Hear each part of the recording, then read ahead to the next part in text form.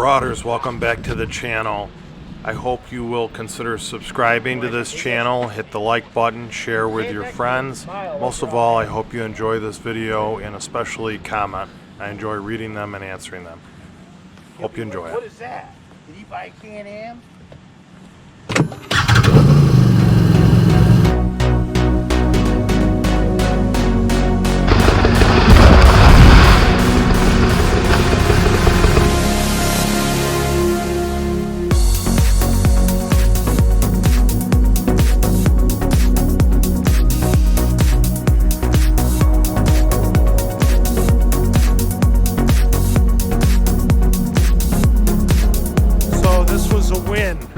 Dave is test driving a 570 XT Can-Am.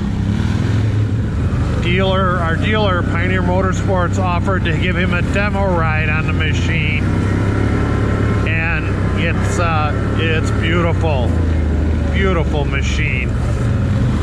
I don't know if I've mentioned it, but he's frequently replacing bushings on his Polaris.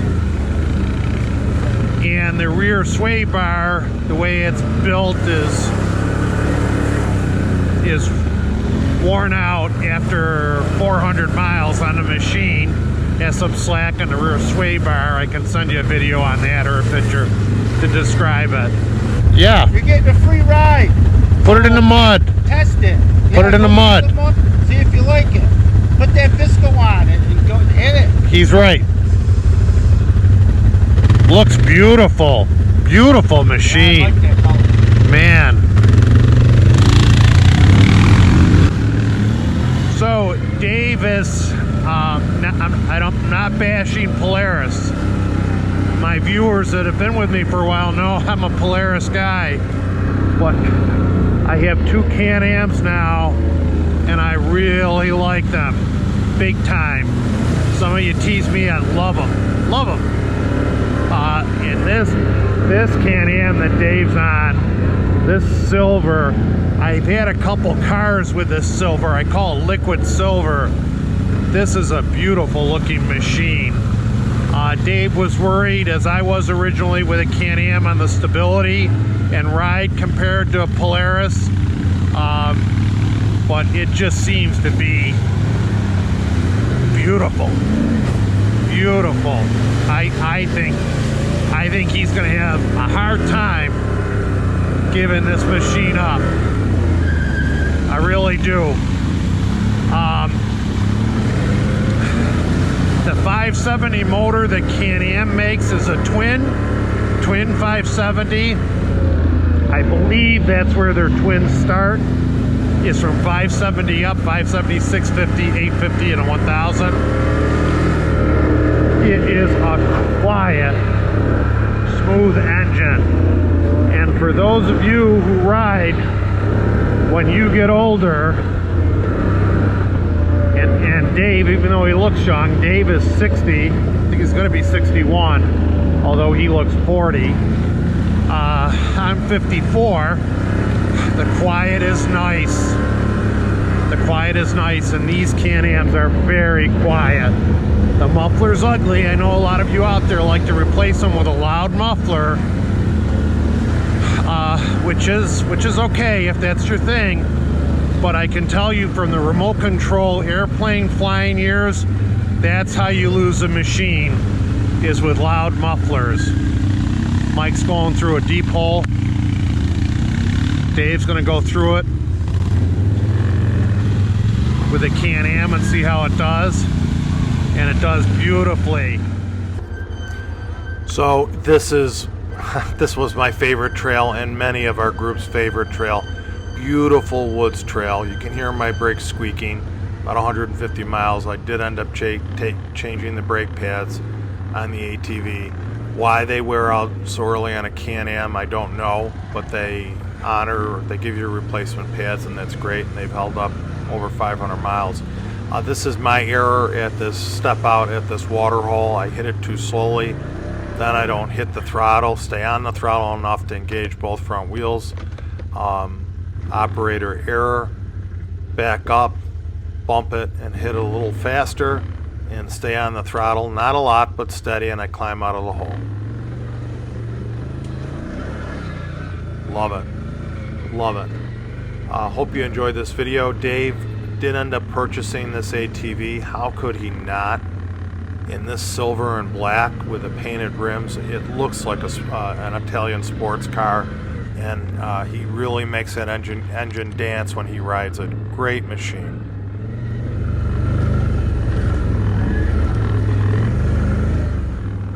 This video was done in July 2019. I have so many beautiful trail rides that we've taken that I haven't edited and posted online. I'm trying to clear off my desktop files, and I saw this video and I got to post it. Dave's first ride on his ATV, and also I know our group, we just love this trail, and thought I'd share it with you, share it with my ATV viewers. I've learned with the Visco lock, just stay gradually on the power. I was on 3,000 RPMs. That's not even an eighth of a throttle on this machine. And just stay gradually on it, steady. Don't let up, and it will stay engaged. And it's fine. It's wonderful, actually.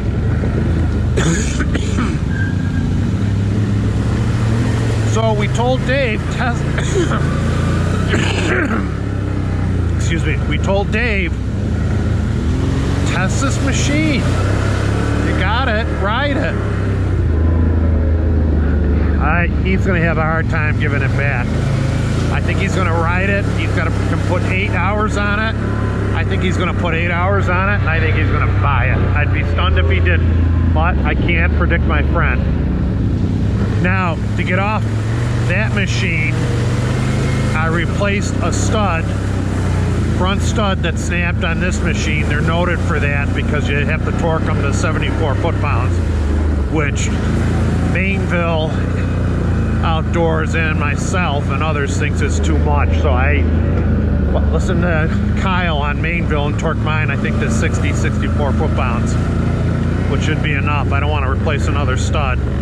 I have a video on that, which I'm kind of disappointed how I did it, but it doesn't appear that I damaged anything on the machine.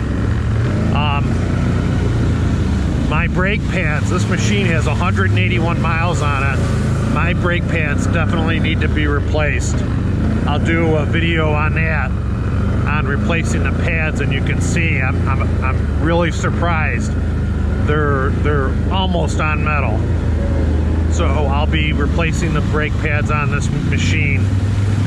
For my Polaris viewers, I'm struggling. I have that beautiful Sportsman 1000 Premium in my garage as a backup machine. I think I want to be on a Can-Am. I don't know whether I should trade it for a snowmobile, which realistically isn't going to get used. I'm debating getting a Max 1000 XTC for my family, longer wheelbase, more stable. I would use it, and then I would turn it over occasionally when my kids ride, or my wife, which is rare, maybe once a year, maybe twice. I would let them use that machine because it's longer and more stable, and would keep the front end down. These Can-Am Outlanders, especially the 1000, they want to lift the front end. They want to lift it on the hills. They want to lift it if you punch the throttle. They're awesome. They want to lift the front end and send the front end right and the rear end left. So a longer machine might be a better machine for them. I'm everything except oil changes, and I have to do that on this machine soon. The cleaning of this Outlander, the greasing of the Outlander, the washing of the Outlander is easier than the Sportsman, the Polaris Sportsman. There's only one thing. It's not as easy. The oil change is easy on the Sportsman, and the cleaning of the radiator is easier because you take off the entire front grille. On this machine, it's difficult to clean the radiator. You got to really, it takes about 5 minutes. You really got to be careful with the hose and target it and take aim and work it through little holes, niches here and there. But I've had no overheating issues. You need to rinse your radiators after every ride. Carefully rinse them with a hose and not a pressure washer. So that's all I have. Our private trail in Warsaw, New York, Western New York trail riders is wet this morning, Sunday morning, but it's beautiful. This is probably my favorite place to ride. Just a simple woods trail, not a lot of steep hills. How do you like that engine brake? I know I'm almost going over the handle. Yeah, but it's great when you're on hills. You'll love it. You'll get used to it, Dave. Dave, use it like a hydrostatic tractor. Learn how to use it and you'll love it.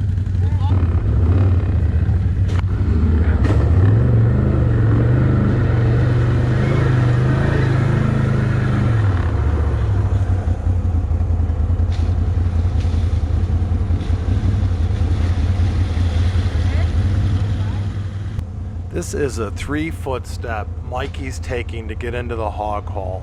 I'm not sure why he stopped. Look at how calm he is. He's actually reversing on this 3-foot step, and then he goes forward. Why, I don't know. Man, I'd be sweating bricks doing that on that incline, and it doesn't faze him one bit. He's a real cool customer. Better rider than I am. And of course his Suzuki 500s, this one, and then he bought a new one. Man, are they a proven machine. Mikey taught Dave and I to go in the mud because, as you know in my early videos, I hated the mud. So Mikey taught us to like the mud, and I think we do to a certain extent. And this is a trip around the hog hole at this trail. How do you get out here? You do a U-ing like he did, right over there. Okay, I'm gonna get out. I'm gonna go up the side of the creek. Yeah.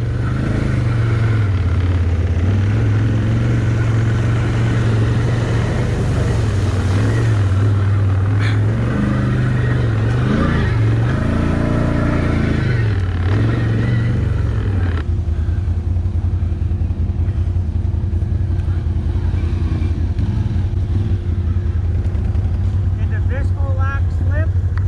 Beautiful. Well, let's answer this question in slow motion. No slip, it worked great. Another cool move by Mikey. Welcome back to the channel. I hope you'll subscribe and like and share this video. If you ride motorsports, please wear a helmet for your protection and set an example for others. And I hope to see you on the trail. Thank you and God bless.